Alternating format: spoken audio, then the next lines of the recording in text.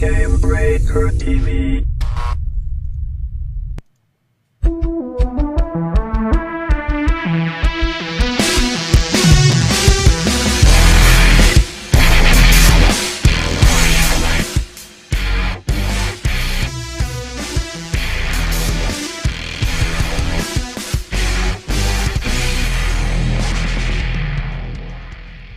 Hello, everybody, and welcome to GuildCast episode 12 for March 1st, 2012. As you can see, I am not Gary Gannon.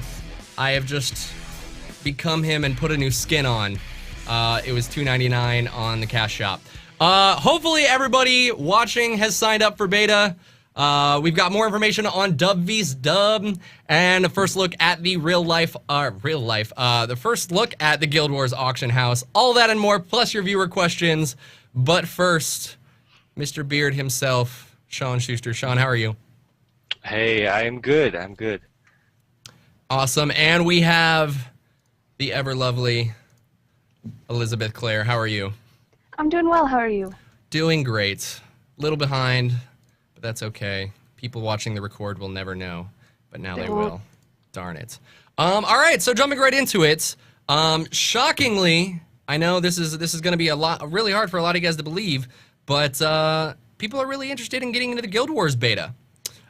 In just over 50 hours last week, over 1 million people signed up for a chance to get into the beta.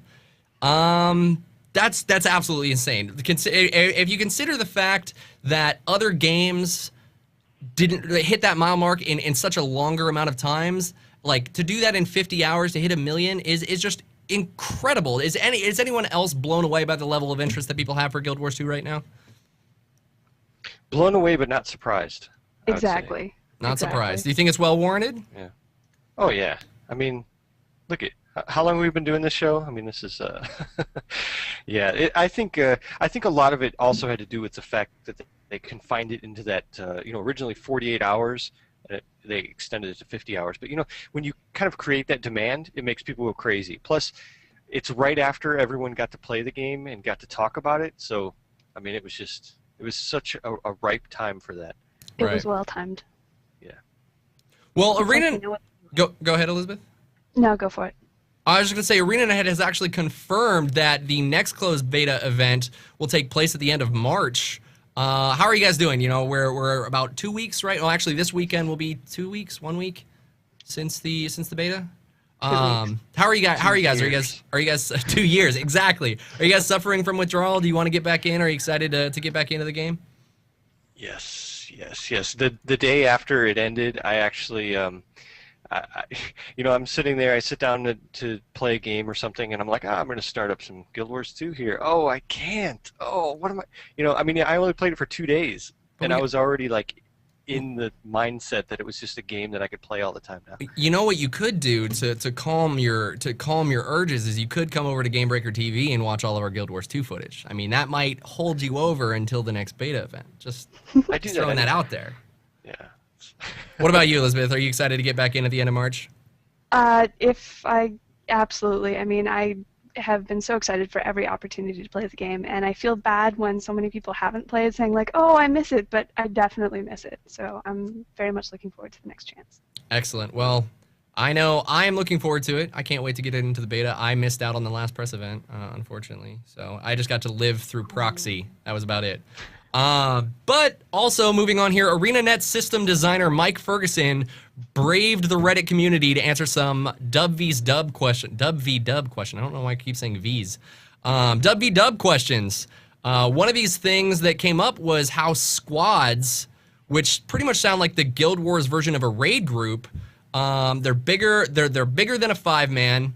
There are a few interesting differences here though. Let's see here. If you see a commander who is essentially your raid leader, running around, you can join their squad without getting an invite from them. It seems like there's going to definitely be some positive and negatives with features like this. What do you guys think? Do you think this is going to work well?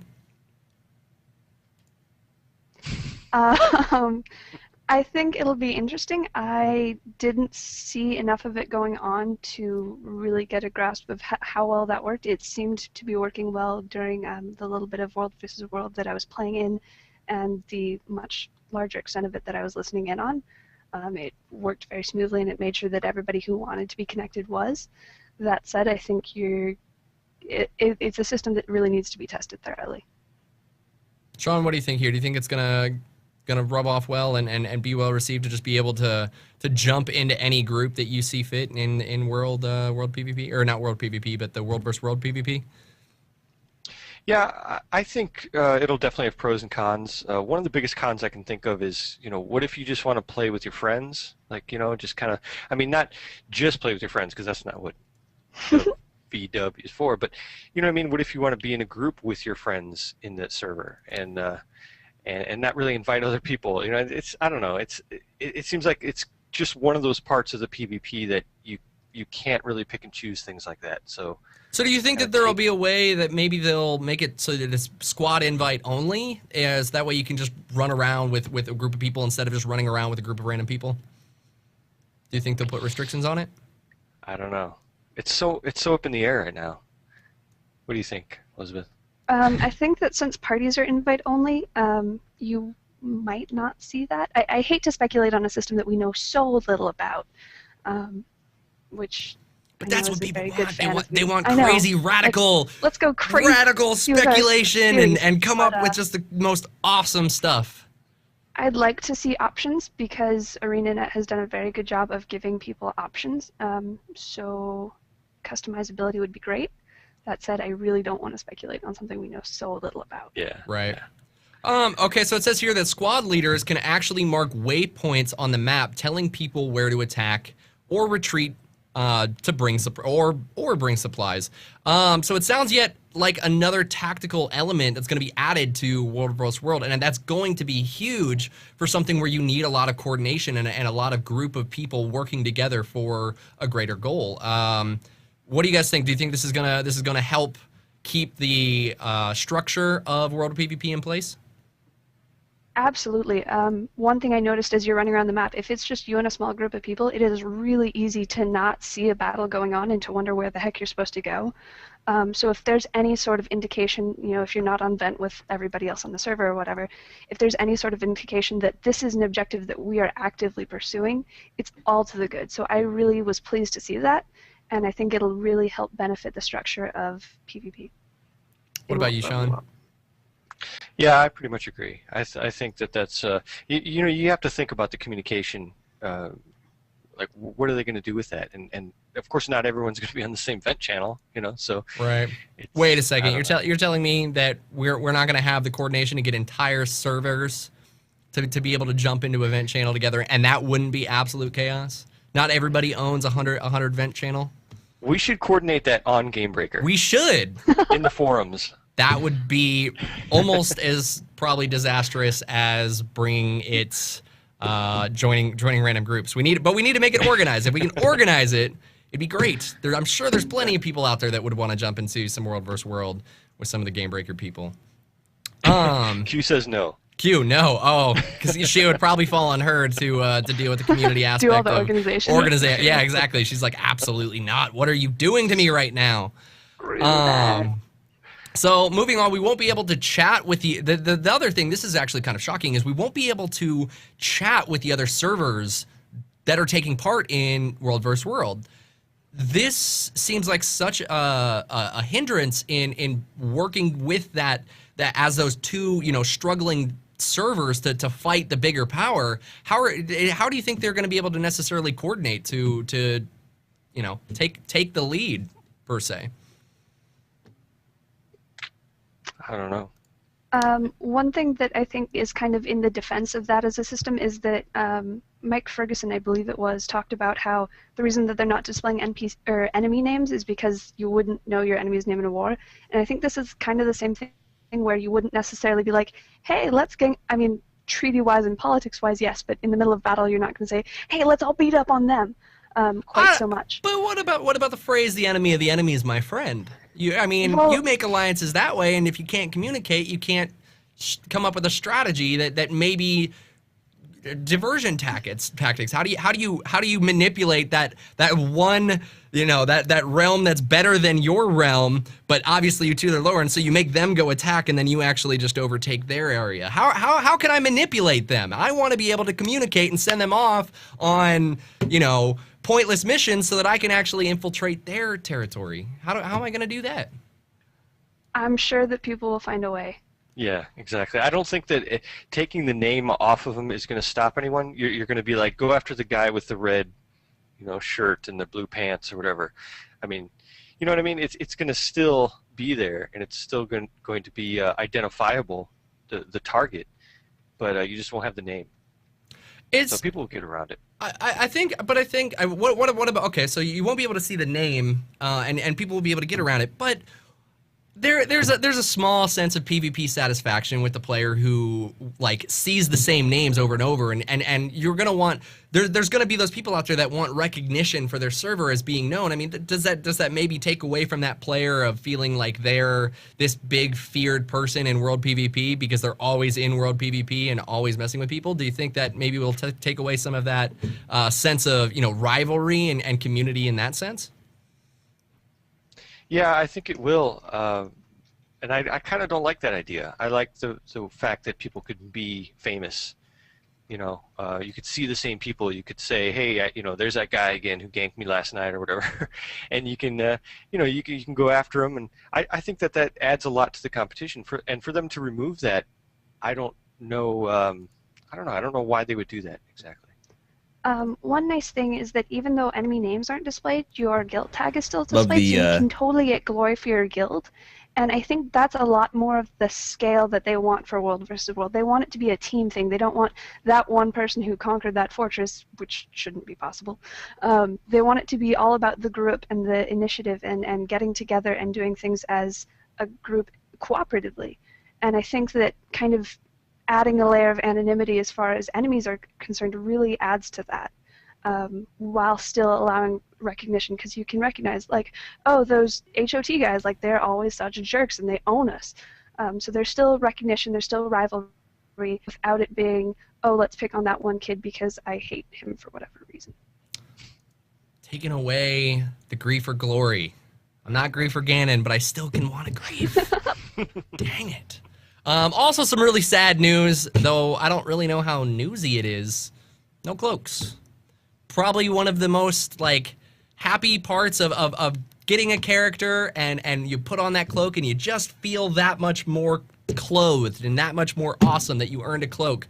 And no cloaks. Is there a specific reason to no cloaks that they decided to go with? Maybe you could grab your enemy's cloak and yank them back, and they decided not to? Or what's the reason behind this? Do you guys have any thoughts on that? I do have a question. Was it confirmed that there will not be cloaks, or did we just not see cloaks? I actually don't know this. Chat? Sean? I don't know. This is. I think people are saying no cloaks, no cape/cloaks. No cape, Scott. Chat room, help us out. I wasn't in the beta. Until I see an interview quote, I refuse to believe that anything is or isn't true. Sure. Well, and that's, I think that it could be stemming from the fact that we have yet to see any cloaks from beta footage, so it's very possible. Yeah, that's totally possible. If it is, I like having cloaks. I think they're a cool thing. That said, I don't hardly ever wear them on my characters because of clipping, and I can never agree with my guild leader about what I want it to look like. One thing they do have that's really cool, it's not a cloak, but once your guild acquires enough influence, you can actually buy a guild weaponsmith and armorsmith, and you can have your guild emblem displayed on a shield, on your chest piece.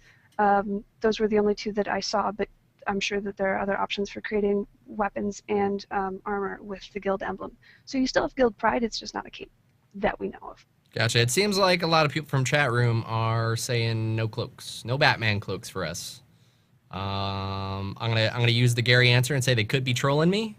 I've trolled myself on on yesterday's Twemo, so maybe it's the chat room's turn. But I'm gonna say no cloaks. And oh, they get stuck in airplane engines. That's probably it. There we go. That fits the medieval fantasy setting excuse. ArenaNet is also working on a way to keep a rein on all the glowy effects. Particles pretty much blowing up everywhere and multiple people fighting in the same area. Obviously, that is going to choke up even some of the best of systems for World PvP. From your guys' play experience, did you see a problem with that at all, or did any of the fights seem really hectic due to graphics? No, I didn't notice anything like that. I wasn't in any giant PvP battles or anything like that, but I was in a few events where there were probably, I don't know, maybe 20 people there. Somewhere around there, 15, 20 people, and it didn't seem like it was a problem for me. And I have pretty bad internet, so. Elizabeth, what about you? Did you run into to any graphical issues? I saw a couple times when it got a mite ridiculous with the particle effects. It wasn't making it necessarily difficult for me to see things. It was just a lot of noise and action on the screen, which isn't necessarily bad. I think that's kind of, your mileage may vary with it. I know that Total Biscuit put up a video that had the most ridiculous amount of fire on this veteran dire boar. The thing, there was twice as much fire as boar there, and it looked a little silly. Nice. And again, some people really like that because it's very visual, and some people kind of not so much. Now, I think this got asked on last week's episode of GuildCast, but I actually don't remember. Did either of you guys try out any underwater PvP? Did you get an opportunity to?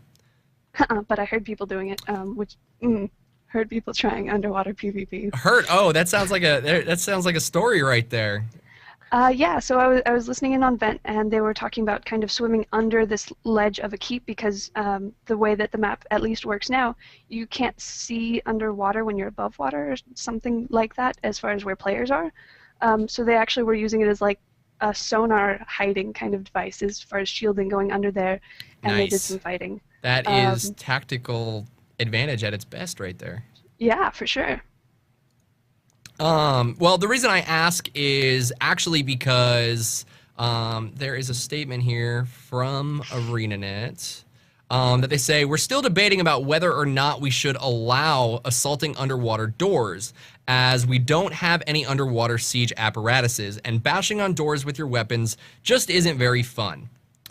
But in the latest beta, it was totally possible to go underwater, bash down a door, and take a secret path into a keep.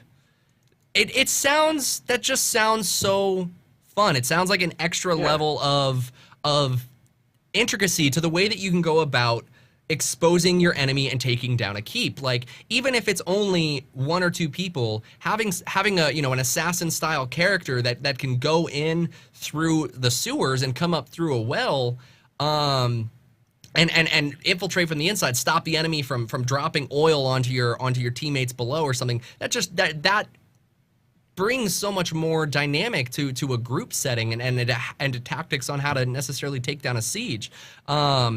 What do you guys think? Do you think that you would want to see underwater sieging and underwater paths to get into keeps stay in the game? Hell yeah! Absolutely. I mean, why not? It sounds fun. It's exciting. It's a whole nother level of intricacy, like you were saying. Like I don't see many reasons why it would be a bad idea. And if they can implement it as well as they're implementing most other things, more power to them. Yeah, I mean, unless they don't want to balance it, which, they shouldn't make such an awesome game if they don't want to do that. But it adds, like you said, it adds that extra level. I mean, you can. They say it's not fun bashing in a door. Are you kidding me? Like, how much fun would that be? Sitting there bashing down a door, and then waiting to see what's on the other side. No, with your weapons, it's really not fun. I'm sorry, door bashing with weapons, just not. No, I tried it maybe in if it was PvP. sped up a little bit. Oh man. If it was sped up just a little bit, I think that might be fun. But what about the fact? I think the real balance question here comes from not necessarily of the balance of how you get in, but on the offensive, it adds a whole new dynamic, but then at the same time, it also adds a whole new dynamic to the defensive. Now you're going to have to be putting, Johnny do nothing to just pretty much stand by the well and shout out to your teammates, they're coming, they're through the well. So they've got to think about, the level of balance for both sides of offense and defensive, and if that's going to necessarily be fun play style to sit at a well. Right. Well, we've known before that there are multiple entrances into at least some of the keeps or towers. So as long as this was replacing this and not augmenting it, I think that would still be a viable option. We'll see. I'm not a Plus, developer. taking one person from that team and making them guard a door or guard another entrance is a strategy. Plus you have traps, you have things like that you can set up to kind of hold that area. Besides just having a guy standing there and yell out. That's a strategy, but I think I've played a lot of PvP enough to know that people standing still at a base, you need a Not well-disciplined player to just stand there and do nothing when 10 And feet not away fall from you, asleep. all your friends are doing everything. That's Yeah, that's for my sure. concern is keeping enough discipline there, because if it does become a key factor, if it is truly like if you can infiltrate through the sewers, you can take them out from within. The person on the defensive is going to have to make sure that they've got someone covering that, and no one's going to want to be the player that has to sit there and just watch a well or watch a hidden door. Yeah. Yes. Sorry, my dog is making an appearance. Guest got distracted appearance? by the dog. Guest appearance? What kind of dog?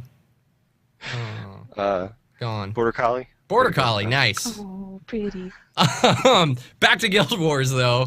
We got a first look at the auction house, or trading post as it's known in Guild Wars 2. A Reddit user took some screenshots of a Gameswelt.tv beta video. I'm gonna assume I just said that right and move on. And this is Yeah, pretty it's much what we got here. Let's see here. Pull up these screenshots. This is what we're looking at. This is potentially the Guild Wars auction house. So as we said in our article covering this, this looks a lot better than what we see in Star Wars right now. Do you guys agree? Yes. What's funny though is from the beta weekend we were not actually allowed to talk about this part, so I feel dirty. Uh-oh. No, but I think. But someone else brought it up first, so we're just covering Yeah, the fact exactly. that they brought it up. So it's a lot more kosher. Elizabeth's shaking her head no. She's, I actually reread through my NDA several times, and I'm still not sure if I'm allowed to talk about it. So I'm just yeah, I'm just gonna say that that I've heard people say that it's very cool. I'm gonna try and goad you guys into talking about it. I got to. It'd be really hard to be a Guild Wars 2 columnist if Arena won't talk. No, but see, you're not talking. You signed the NDA. You just can't talk about what you experienced in the beta. Now all we're doing is we're just looking at this picture. It's not our picture. We're just talking about what we see. No, That's a nice picture. it is a nice picture. I mean, The features in that picture, if they are implemented the way that it looks on that picture, they'd be great. well, yeah, So and that's all I the thing. Clearly you guys are very uncomfortable talking about this, which I completely understand. But I think some of the features that come in this is definitely going that auction house. The person who likes to play the auction house is going to love the amount of freedom they're going to have with this in the way that you can't. It's not necessarily exploit, but in the tools that they're providing to you to get the most for your money. So if you're that type of player that wants to truly play the auction house and come out really rich on the other end, it appears as though they're really opening that up to you. Would you guys agree? Elizabeth, will you comment on that now? They're building a lot of robust systems into the game, and I would guess that this would be one of them. That is the most roundabout answer I think I've ever gotten. She's gonna say when it's ready next. Watch. When it's ready, I'm sure it'll be amazing. What about you, Sean? Yes, everything that she said. No, I think I think it does look pretty cool, especially with the searchable areas that were mentioned. What was some other things? It looks like it has some. I have to click on it now and see. Oh yeah, where you can actually see the buyers. It's kind of like the supply and demand. You can see right there. Now this, of course, is all theory. This is based on this picture. I didn't actually get to play with this. I don't know anything about it, and that's the truth. I'm not avoiding the question. No, that's fine. All we're doing is speculating on the picture. Yeah. Based on this picture, it does look like it would be pretty robust. I'm just gonna bring up this last point. I think one of the coolest things that I like as someone who hates playing the auction house is the match the lowest seller button. You can just put it up there, match lowest seller. I don't have to go find and remember and look. It's just a one button thing. I hate eBay, so I hate the auction house. So just give me one button. But where is my undercut by 1 copper button? It should be match lowest minus 1 copper post. Make it easier for me. You've already made it extremely easy for me. Just go that extra step and make me that much more lazy. That's all I'm asking. No? Maybe they don't want sandwich trading. They want you to work for it. They might. They absolutely might. All right. Well, moving on here to viewer questions. If I can click right. Anthony Allen asked, while the idea of not having a subscription, how often will content come out that we have to pay for anyways? I mean, it sounds like he's pretty much just worried about actually paying for more than if he would if he was just paying a normal subscription. Do you think this is a valid concern with something like Guild Wars 2? Yeah, I mean, the business model is supposed to be similar to Guild Wars 1. We don't know, correct me if I'm wrong, but we don't know if they're going to have paid expansions like once a year, right? Right. Mm-hmm. Yeah. So, I mean, if you look at the way Guild Wars 1 did it, they had the chapters, and they would release them for, $40, whatever it was, and it still didn't equal what you would pay if you paid $15 a month for a game. It came close after, buying character slots and storage and cosmetic items and stuff like that. So I don't know if they're going to do that in Guild Wars 2. I don't know. I don't know if they're going to have expansions. I mean, this is something that they haven't really said in stone, right? Not really. We obviously know it's going to be supported by microtransactions, and we assume that there will be expansions. One thing, this is actually kind of a pet interest of mine as far as whether or not the pay-to-play option is sounder, or which one makes more money. I have spent an incredible amount of money on Guild Wars. I've bought all the expansions pretty much at retail prices. I've bought every costume slot. I've bought extra character slots. I've bought this and that and the other thing. I've spent a ton of money. It's still, over the 60 months or whatever that I've played, works out to less than $3 a month spent on Guild Wars, as opposed to paying $15 a month plus box fees plus this plus that. So yes, there will be stuff you have to pay for as far as content goes for expansions and stuff.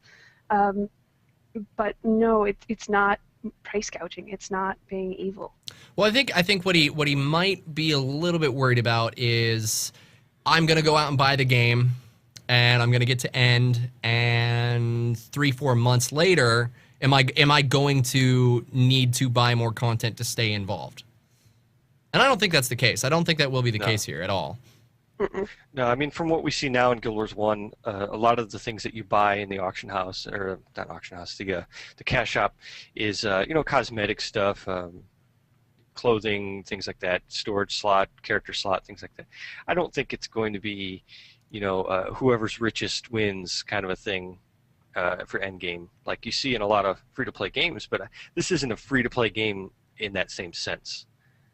Also, I know that the beta weekend was just a weekend, but we saw less than half of, just a little more than half of the races starting content. So we saw 3 out of 5 races, and only level 1 to 30-ish for playable content. So there's 50 more levels on top of that, and nobody got even close to exploring the whole thing. I'm not saying that that is scalable, because again, it was just a weekend, and most people, some huge exceptions aside, weren't able to just play the entire time. So I don't think that they're going to cheat us on content just to make sure that we buy the next expansion so that we can play more and have more fun. I don't think that they want to leave people wanting to, as far as just feeling like they've been cheated as far as content is concerned. That's not benefiting them as a company. It's not benefiting them as gamers. It's just not something I think we even have to worry about. And I know that makes me sound like a fangirl, and I hate sounding like a fangirl, because really I'm a fan. And you're a girl. Fangirl. I'm a you are a fangirl. fangirl. You're a fangirl. But you're not. Okay, all right. Well, no. had to clarify that, though. It's just, you are a fangirl, but you're not an extremely over-the-top. All right. Okay. Next question. You got a nice dog tail wagging in the background there. Next question. Do you think we will ever see villains from the past Guild Wars games? That comes from Matthew Wallen. Ruby, do you think we'll see any past villains? Ruby. Wow, when'd she come on the call? Ruby, I'm sorry. Elizabeth, wow. I wish I were Ruby. Every day I wake up and I'm like, damn it, I'm not Ruby. And just gotta try harder in the middle of the night and just... I will. Anyway, I don't think I don't know. I don't know. I think that we will see a lot of reference to lore. I think that there's a lot of backstory that I think there's a lot that can be drawn on. I'm sorry, Ruby's talking to me right now. You should have just went with it. Now chat room's calling you out, or calling me out. Ruby's calling you out, or whatever's going on there. I'm getting made fun of even more. Yeah. Okay. Yeah, call him Gary. Just call me Gary now. Whatever. All right, Gary, whatever. what's going on is that I don't know that, I mean, because Shiro's gone, the Lich is gone, all these people are gone and dead and buried, hopefully. So I don't know that we'll see like recurring villains come back, but I think you'll see a lot. I mean, we've already seen that the White Mantle are kind of a problem, and so they're a recurring villain that we've seen before. And I think Centaurs were a villain previously, and they're a villain that we see now. So you'll see kind of thematic villains come back, and hopefully we'll get into some like crazy old lore villains. But I don't think we're gonna see like end bosses come back. They won't be pulling a Blizzard and ask on Twitter, what boss can we resurrect for the next expansion? Yeah. Okay. Yeah, Sean? but I have to say though, like when you play as a Char, you're actually fighting the ghosts of like King Adelburn and Duke Barrett and things like that. You actually see them in the game, and what's ironic about that, to call them a kind of a bad guy that has, from the first game, isn't really true because they were good guys in the first game. But when you play as a Char, they're a bad guy. You know what I mean? So it's so we definitely see that again. But actually, we see a lot of the ghosts of Ascalon were in the original game. So it's kind of cool. They're going back to that lore. They're picking out that the lore of the first game that we loved and we saw, and kind of making a twist to it by making them your bad guys if you're the Char. So they're more compounding on lore, not necessarily revisiting. Yes. Yeah, I mean they're using it in a good way. Mm-hmm. Yeah. All right. Next up, James Hernandez wants to know: with ranged attacks, do you have to aim or focus target someone? Or focus target someone, or can you just point in the general direction? You guys should. Anyone play with ranged attacks? If you mean focus target, as in like tap to zoom and then crosshairs, not so much. You can have attacks that are target based, as far as I highlight that person and my attacks will go in their general direction as long as I'm facing them, kind of thing. You can have aimed attacks where I'm pointing with my mouse where I want it to go. Or I can just make sure that my character is facing in a direction and fire a shot off, and it'll hit something if something is standing in front of me. So they have three kind of different ways of approaching aiming, which kind of range from very user-friendly and very easy to a lot more precise. Sean, do you want to repeat that answer in different words? No? No, that's... Sean gets to go first next time. I was like, I don't think I can throw that to Sean. That's pretty much your answer right there. So there you go. Jeremy Stewart asked, has there been anything said about changing the color of spell effects? For instance, not having to shoot out purple beams of light as a mesmer. Have you heard anything on that? Change color effects? No? No. Something similar, I guess, to Champions Online, the way they can do it, but that would be cool. But that's actually the example they give with the purple from the mesmer. I mean, that's an iconic thing. You have to shoot purple when you're a mesmer. It's the way it is in Guild Wars 1, right? That's just the way it has to be. You don't have any sort of choice. I love changing the colors of power sets in City of Heroes. That said, one of the things they're going for is making combat very visually based, so that you see a spell going off and you know exactly what it is. And I think that changing colors would kind of screw with that, because as it is, like, as long as there are distinct colors, you can kind of share particle effects and have spells that are kind of similar but not, and then the colors really set it apart. Whereas if you've got me as an elementalist suddenly casting putrid green bolts around, someone's going to think a Necro's around, which is great if you want to deceive people, but not great if you want a level playing field. So that's a no. I would guess it's a no. It is a no. All right. My vote would be no. Maybe we'll see it, but doesn't sound like it. And with that, Sean Schuster, you can follow him. That is not your. That is not your Twitter down there. That is. Nope. No.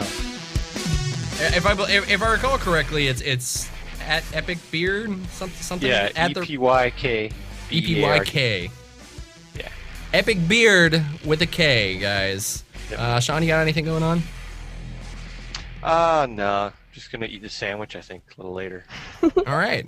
Sandwich, can you split that in two and send a piece my way, maybe? Sure. All right. Sure. All right. Be in the mail in like 3 days. And Elizabeth Clare, you can follow her at or is it Elizabeth Clare or is it said Elizabeth? Yeah. Wow. It's Elizabeth Clare because my name is spelled with an S and nobody ever gets that right. They remember X where they don't remember S.